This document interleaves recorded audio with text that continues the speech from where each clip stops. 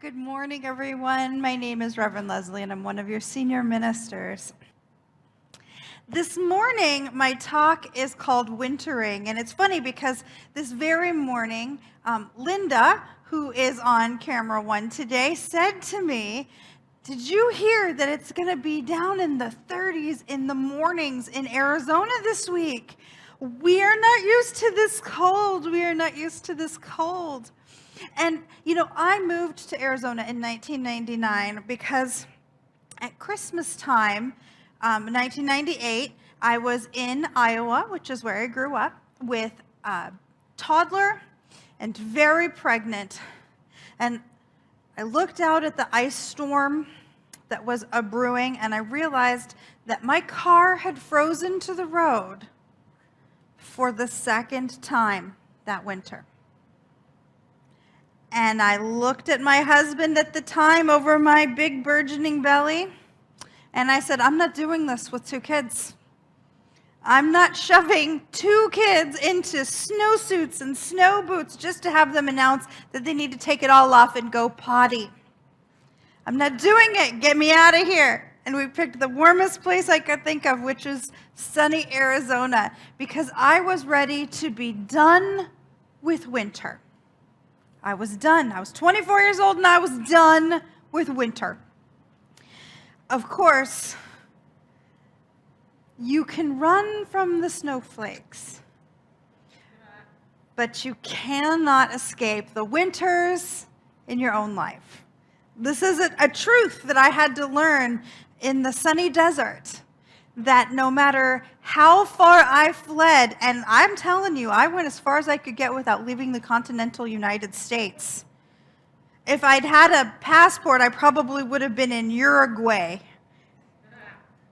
Set up camp right on the equator if I could have figured out how, but I got to Arizona.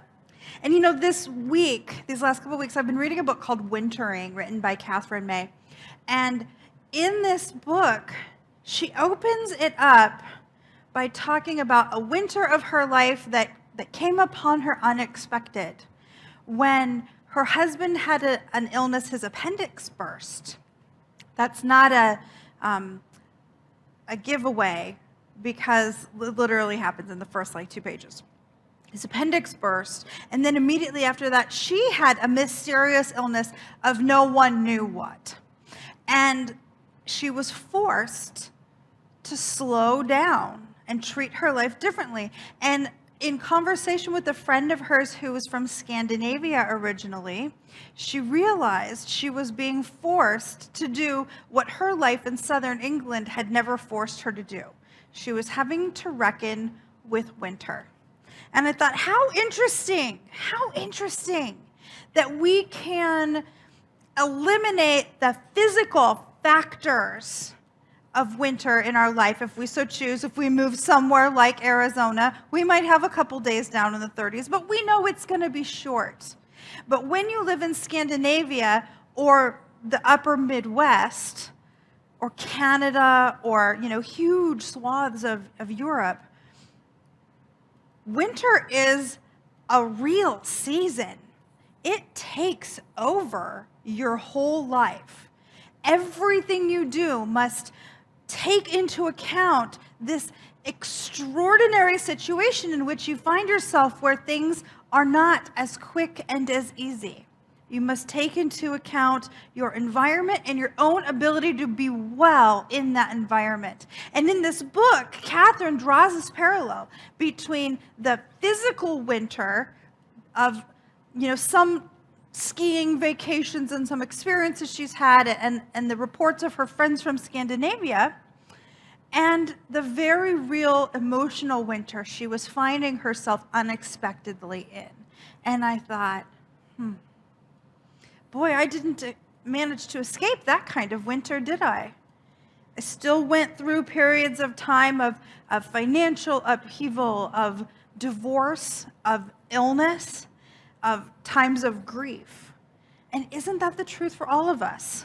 That winter, to quote Game of Thrones, inevitably, winter is coming. And We can choose to live a life in denial of winter and let it wallop us and knock us flat when it comes, or we can learn to winter with grace. And so that's what today's talk is about, learning to winter with grace. In religious science, in New Thought, we put a lot of stock into creating our own reality. And this is a good thing. This is a good thing. But an unfortunate side effect is that we tend to collectively interpret a winter as something has gone wrong. When we encounter a death in the family, when we encounter a career change that was unexpected and sort of happened at us, when we encounter a long-term illness, what I hear very often and what I have a tendency to think in the silence of my own heart is, I have failed. What did I do wrong? Catherine's book has me thinking about this all very differently as I realize that encountering a winter in our lives does not mean anything has gone wrong. Winters are inevitable. There is no faith, there is no philosophy, there is no practice that is a magical pause button on the remote control of life that means we will never again encounter anything negative. And I'm using air quotes very intentionally here. Anything negative.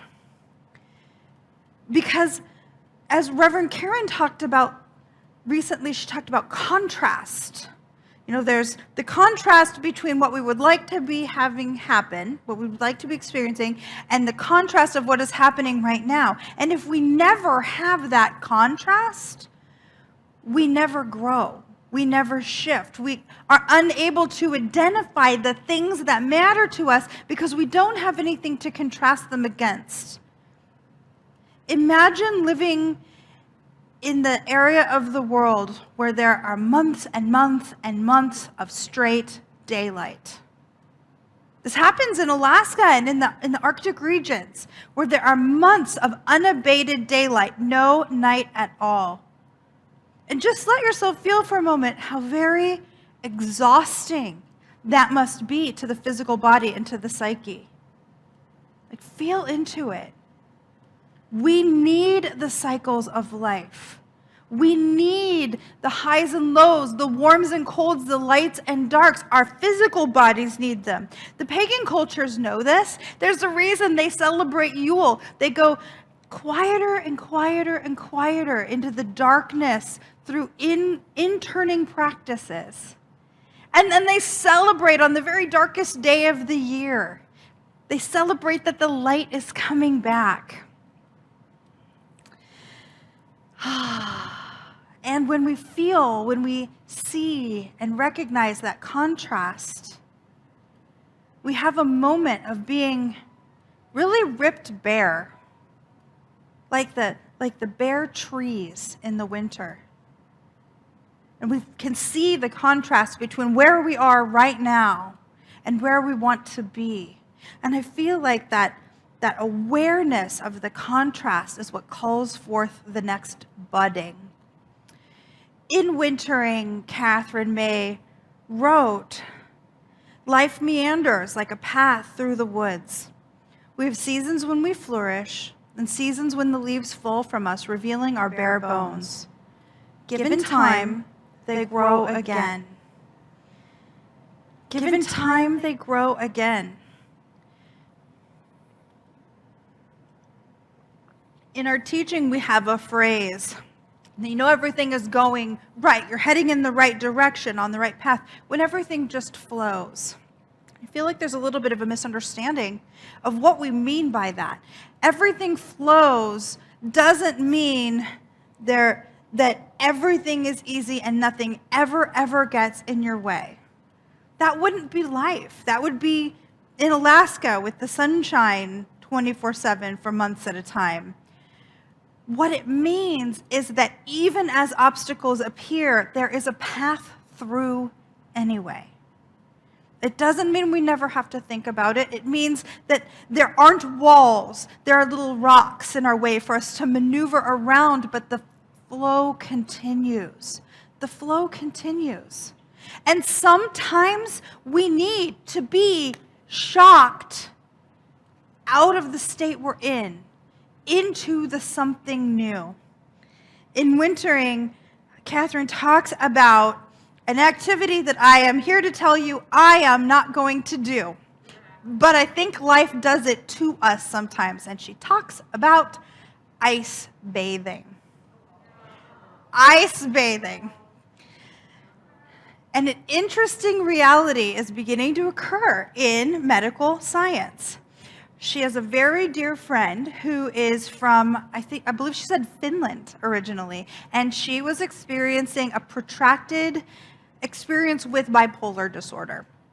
And she had been through all the meds, years and years and years of treatment, and nothing seemed to really help until she began ice bathing.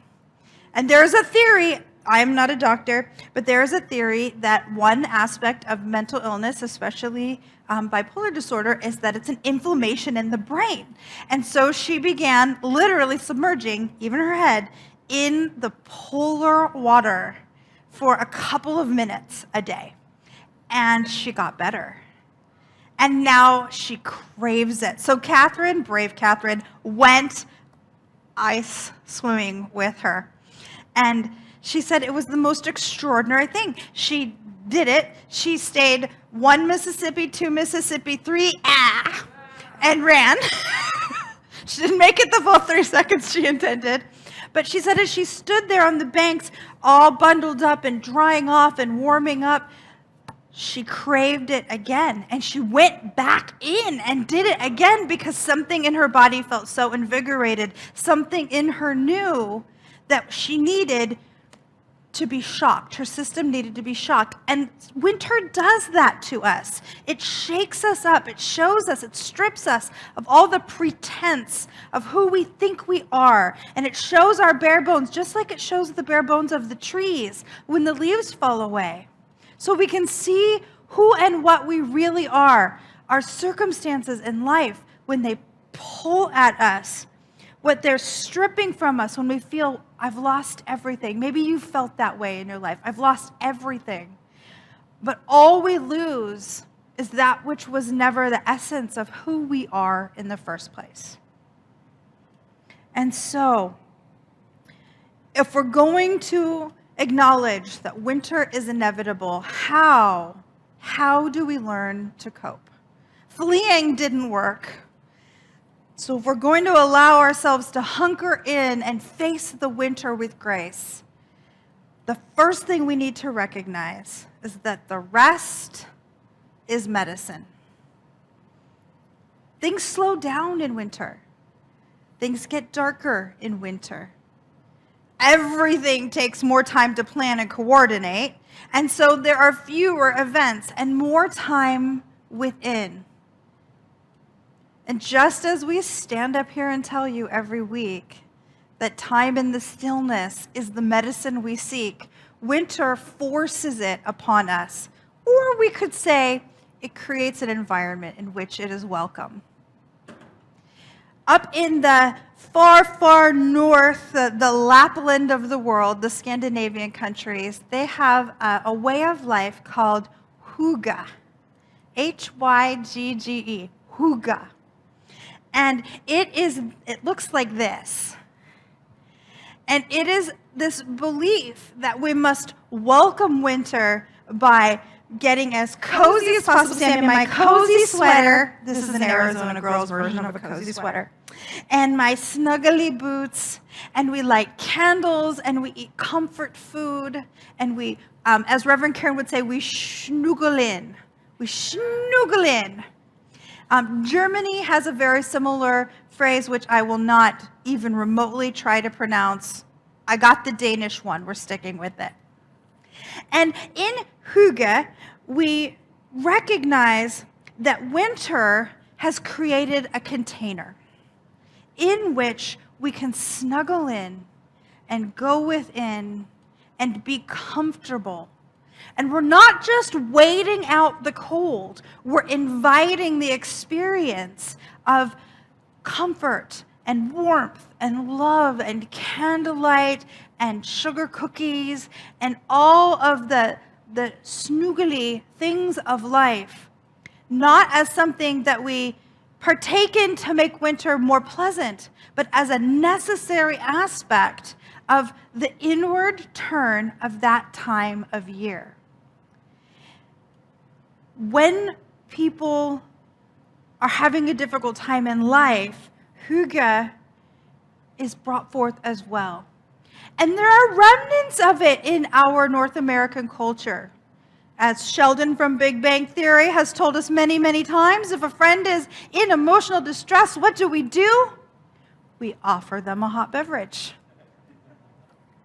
When someone is sick, you better believe that someone is going to bring them chicken soup.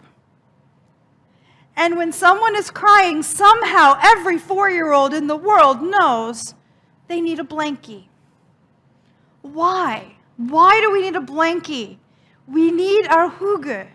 We need our container in which we will inherently be comforted and pull within spiritually, within mentally, within emotionally, because in the rest is the medicine.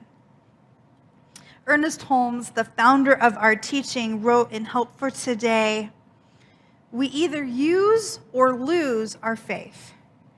It's easy to rest in our faith when all goes well, but the real test of a person's faith occurs when life becomes difficult and disaster strikes. It is then that we need to be still and join with the faith of the child who declared in the midst of his misery, 'Lord, I believe. Help thou mine unbelief.'" Entering the hygge phase is tantamount to putting up your flag and saying, "Hey, everyone who loves me, bring me a blankie and a warm beverage. Call me. I'm going to put on my favorite music and my most fluffy, snuggly socks, and I'm going to allow this winter to transform me. I'm not going to shove it out of the way.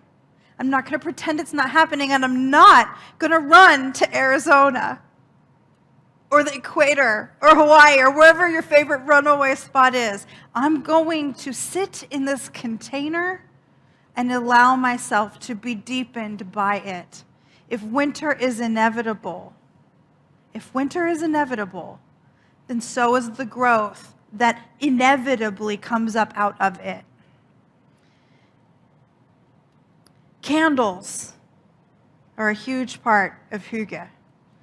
And if you know Reverend Karen at all, you know that 9 times out of 10, her answer to functionally any situation is we should light some candles. We should light some candles. And I can't speak for her experience of why that is so, but something that seems clear to me through my experience of many years of working with her is that lighting the candles is an opportunity to celebrate the light that is. That even in the darkest winter, literal or metaphorical, there still is light. There still is love. There still is beauty to be deepened into, to be celebrated, to be recognized. It can feel small sometimes, but when we choose to reach out for it, it's right there. It's always right there. It's always been true. You know, a disaster came upon the people of Judah in 167 BCE. That is a deserty area, but I am sure that they experienced it as a winter when conquering armies came in and not only took over their homeland, but outlawed Jewish practices. They came into their beautiful temple, their most sacred building, and they put up a statue of Zeus, not the Hebrew god. And they required the sacrifice of pigs, the ritual slaughter of pigs to sacrifice to Zeus. an animal that the Jewish people deem unclean, and completely desecrated their temple, destroyed their basis of their faith. And it was too much. It was the one thing too much for the Jewish people.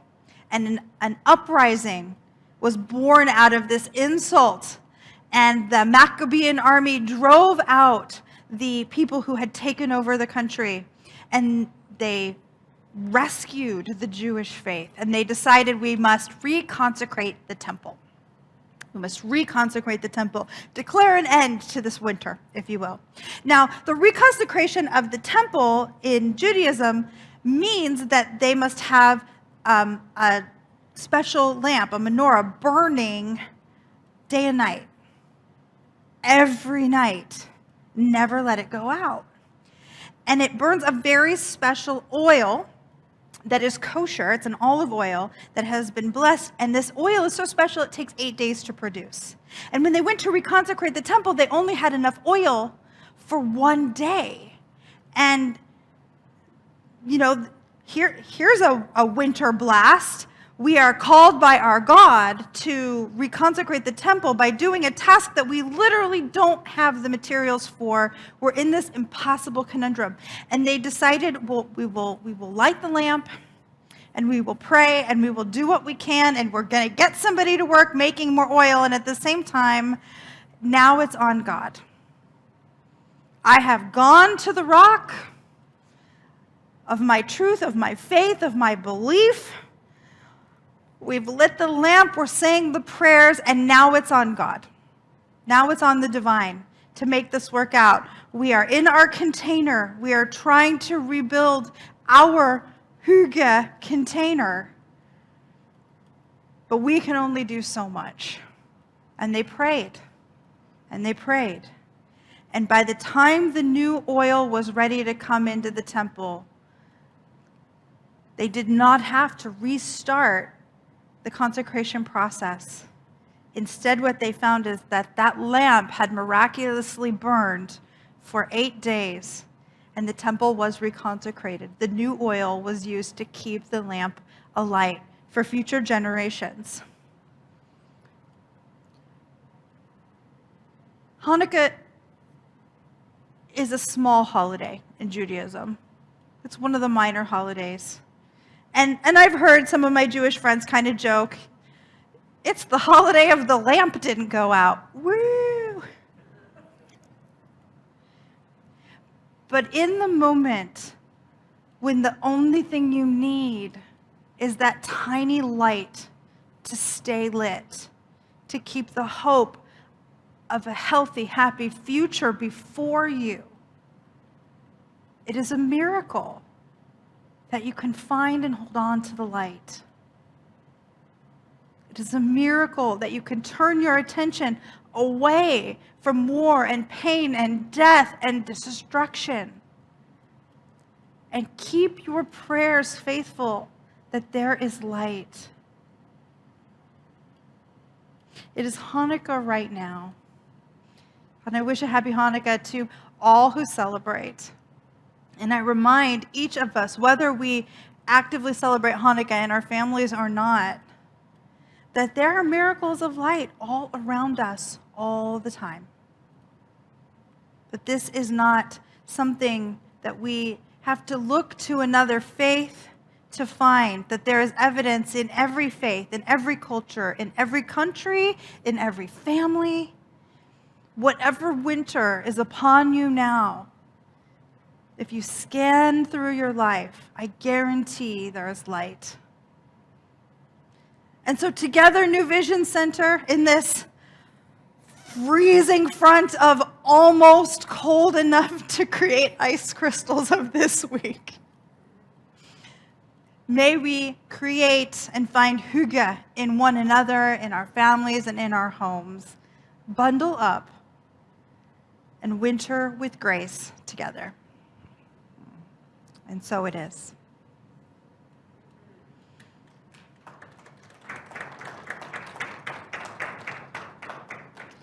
And so let us deepen with some prayer. How good it is to know that we can always go within, to know that the rest is the medicine, because the medicine for whatever appears to ail us is always right there in indwelling spirit, at the center of our own beingness. And as we snuggle in, as we reach into the center of our own beingness, there is a light that is never extinguished in the hearts and minds and eyes of our beloveds, in the depth of spirit, right where we are. There is goodness, and so we can face the winters. We can allow ourselves to slow down and recognize what is truly at the center of who we are. All of the good, all of the love, that everything we ever could need to be to traverse the winters of our life, we already are. And so I know that each of us is blessed powerfully with light and love, with just the right fluffy blanket, with prayer and with meditation,